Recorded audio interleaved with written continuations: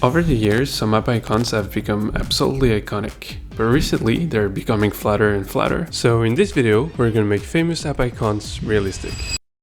I have selected 4 icons and we'll go from the flattest to the craziest. Our first design is something you definitely know if you're an iPhone user. I think it's the perfect example of a minimalist icon done right, and that's exactly why we're gonna ruin it. So let's import a calculator and strip it from some of its buttons. It's even got an orange and a white button, almost like I selected this photo on purpose. Crazy. I'll position them on the icon, trying to keep the proportions. There was only one orange button, so I'll duplicate it and change the text with off and reset. While I'm at it, I will also flip the equals so it looks right. Nice. Let's not forget to tidy up our layers, cause it always gets messy. Now, for the more complicated part, I'll cut out the edges and a bit of the center of the calculator and bring them together. It creates a taller calculator, but it's a mess. Nothing lines up and it looks super weird. Thankfully, I have a stupid idea. I'll paint the whole button area with gray and add some highlights. And some grain on top of it is gonna give it texture. Nice job, team. I'll also cover the screen in black so I can shrink it down and match the original icon. Let's erase the text as well. For a touch of realism, I'll add the drop shadow and contour to the buttons. I just need to add the background, this will do. And the drop shadow will make the calculator stand out. Since I left a bit of the MacBook in the top left corner, I want to put a pencil here to balance things out. And there it is, the realistic version of the Apple calculator icon. I think it looks very nice. Our next icon is one that is a little less famous. Townscaper is a nice cozy little video game, but more importantly, it has a very cool icon. So let's make it realistic. I got a bunch of random photos of houses from Unsplash, and I'm gonna take elements from each of them. First, I got this door because I think it looks really nice. I warped it to match the icon, and I removed the plant so I could replace it with one that isn't stretched. Woo! Yeah! Next, I got the roof from this photo because it seems to be a perfect match. I made the wall out of red bricks and added the chimney from the same photo.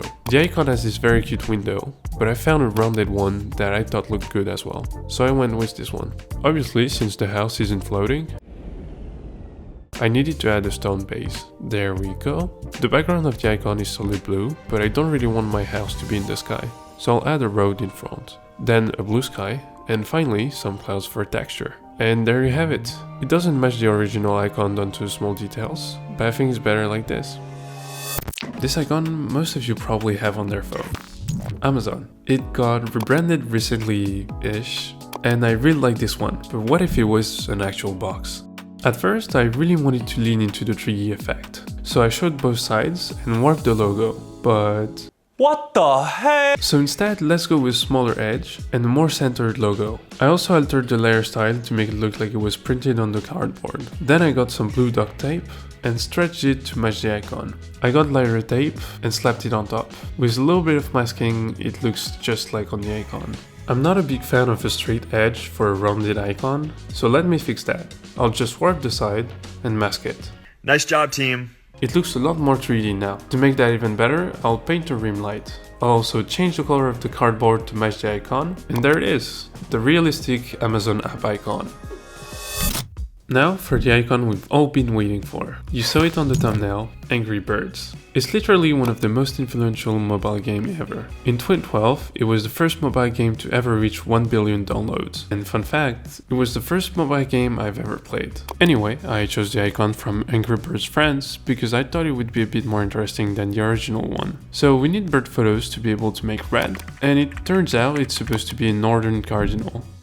Yeah, they're basically twins. First, I needed to make the body, so I imported a photo and cut out this part of the bird. I chose this one because it's already rounded, so it will look natural when I warp it. There we go. And since the light is coming from the top, let's flip it. Now for the lower part, I got this photo of a light northern cardinal, and I warped it too. I can't leave sharp edges here, because that's not how feathers work, so I'll ease them with a special brush. Northern cardinals seem to have these feathers on top of their head that I think this is supposed to be. So I'll cut this out and warp it in place. While I'm at it, I'll also make the tail. Red has this sort of freckles, so let's add them to our design with a simple exposure layer. Nice. Let's make the beak. Obviously, this is not very realistic, so I'm just gonna take parts of the beaks of different birds and warp them. Give them some tint and saturation, and that's looking good so far. Birds have really disgusting tongues.